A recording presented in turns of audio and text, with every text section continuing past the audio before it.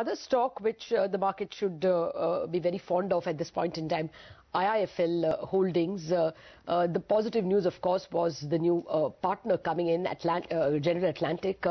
Let's welcome Mr. R. Venkatraman, Managing Director, IIFL Group. Mr. Venkatraman, first up, your fund-based business outperformed the other divisions, actually, while your capital markets business saw mild pressure. Any reason for this pressure on your capital markets business, and what's the outlook for the fund-based business? Does it do even better? See, actually, if you look at our financial products, if you look at our fund-based activities, then we saw the aggregate loan book, which is about 15,472 crores, grew at about 19% on a year-on-year basis and about 5% on a quarter-on-quarter basis. So as we have talked earlier also, the NBFC or the consumer finance business has been, along with the wealth business, has been a key driver of growth, and we are seeing significant traction in that business. Second thing is that we also have benefited from improvement in the gross and the net NPAs. Gross NPAs for the previous quarter, if you remember, was about 1.6% with a net NPA of about 0.8%. That has improved thanks to our collection efficiency and to about 1.5%, 1.4% for this quarter, and net NPAs about 0.5% for this quarter. So that has been and plus I think our cost to income ratio has also improved. So overall, I think our NBFC business is continuing to do well. Coming to our capital markets business, if you see the last quarter, which is Q2 of this year, market has been a bit lackluster. Plus, in the month of August, we had seen the markets being hugely volatile. So exchange volumes are down, and if I can tell you, average daily equity turnover was down, if you remember, and by about 9% on a quarter-on-quarter basis. So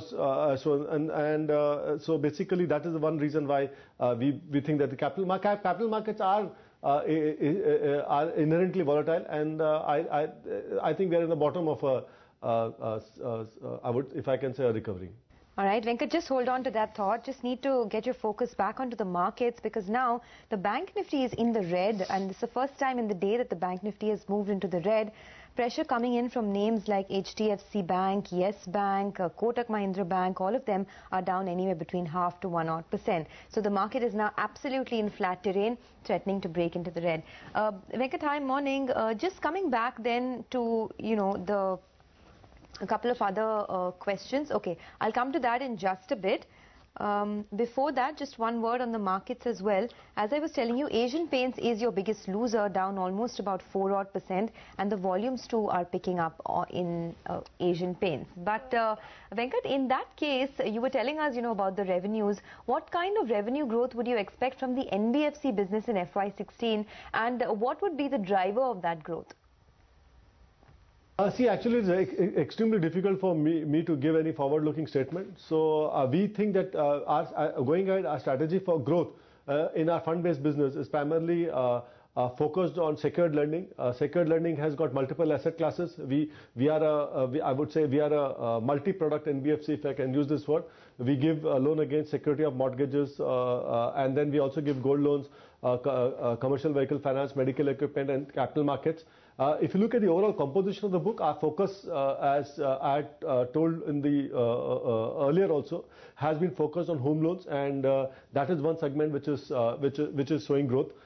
We have seen some kind of degrowth or consolidation in gold loan business, and gold loan as an overall percentage of the book has come down. And the other segment which we are seeing traction is the commercial vehicle finance. Capital markets, given the state of the capital markets, remains good.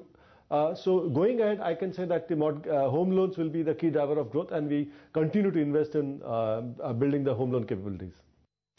Okay, well, actually, markets are beckoning our attention, Venkat, so let's move away from your numbers. What's the call in the market right now? There seems to be a bit of congestion in a narrow range, not quite able to emphatically move above that 8,300 mark. What's your sense? See, actually, we think that the market is in a consolidation phase, and it'll digest the news of this current earnings season. The second, I think, uncertainty is Bihar elections. I think the market is waiting and watching and to see what is going to happen in the Bihar elections.